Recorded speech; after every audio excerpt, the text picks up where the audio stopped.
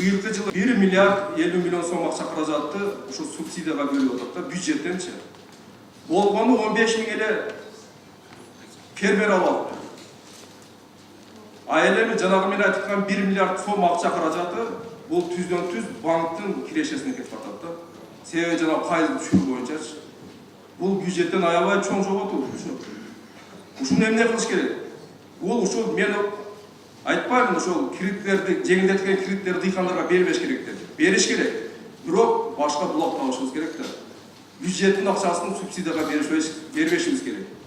Мен айтайын, 1 миллиард акчаны мисалга, азыр трактордун баасы 1 миллион сом боло турган болсо, 1 миллиардты 1 миллионго бөлсөк, 1000 трактор келет экен. Ушул 1000 тракторду элге жылына ар бир ай өкмөткө берип койгонубуз пайдабы?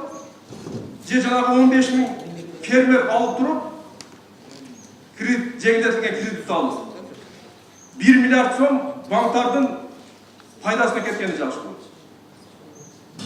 Мына өзүңүздөр эстетип көрүңүздөр. 453 ай өкмөт боло турган болсо,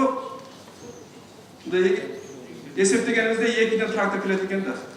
Кийинки жылы дагы 2 келсе ар бир ай өкмөттө 4 трактор болуп калат экен.